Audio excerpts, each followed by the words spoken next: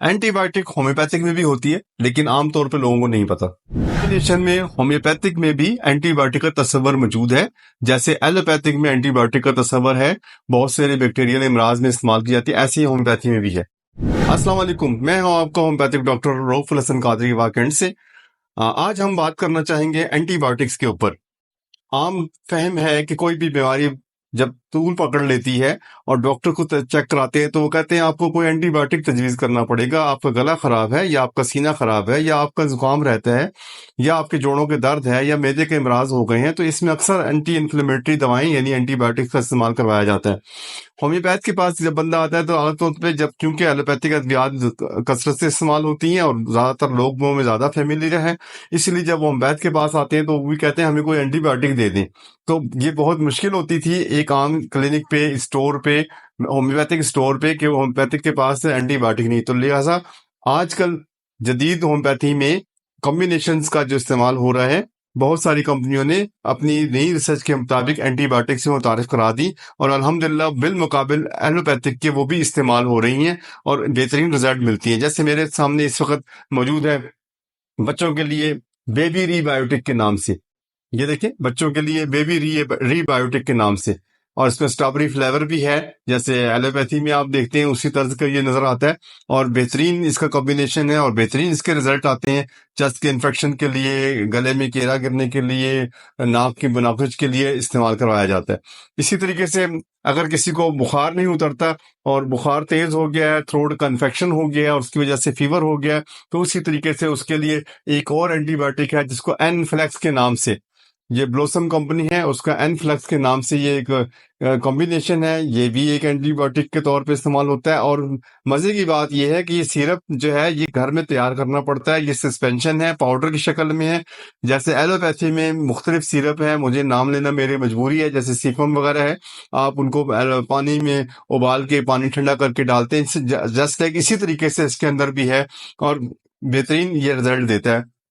बुखार ना उतर रहा हो तो एलोपैथिक की तर्ज पे जो तेज दवाएं होती हैं, उसमें तेज दवा में हमारा ब्लोसम कंपनी का एक एफ वैक्स के नाम से ये कॉम्बिनेशन है। अगर बुखार 104 भी हो तो 2-2 घंटे बाद एक दो चम्मच दें तो इसको फौरी तौर पे बुखार को उतार देती है। उसके बुखार की किस्म चाहे कुछ भी हो, किसी भी वजह से बुखार हुआ हो, उसको ये मल्टीपर्पज इसको इस्तेमाल करवाया जा सकता है। ऐसे ही रीबायोटेक एक और कॉम्बिनेशन है जो इन्फ्लेमेशन के लिए है।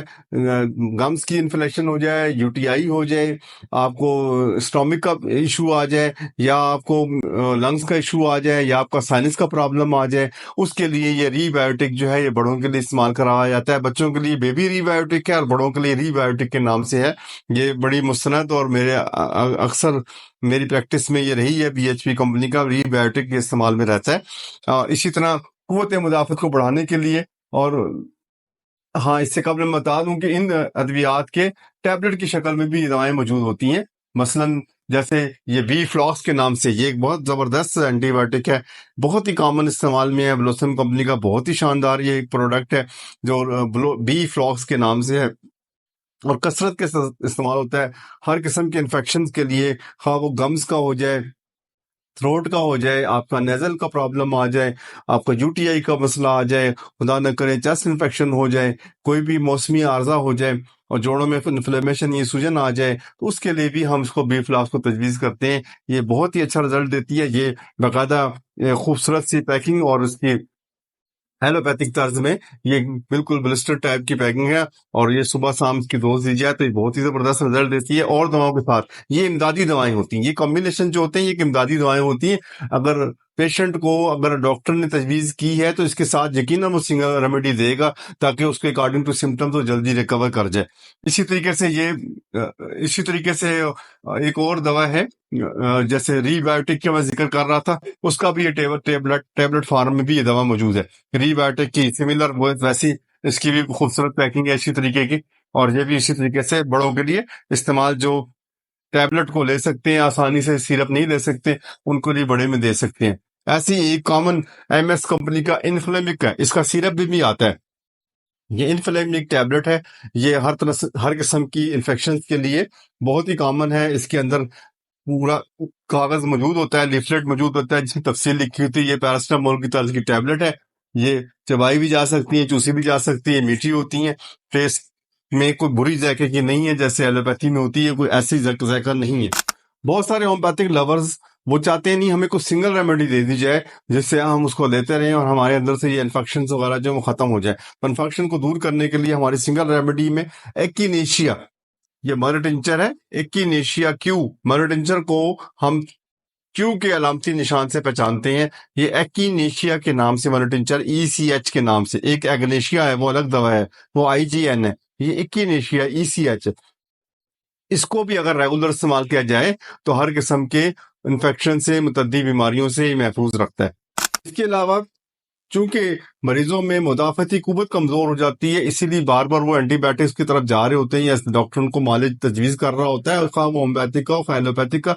तो वहां पे बहुत आसानी पैदा हो गई है आपको मुदाफती कुव्वत को बढ़ाने के लिए, इम्यूनिटी को इनहेंस करने के लिए।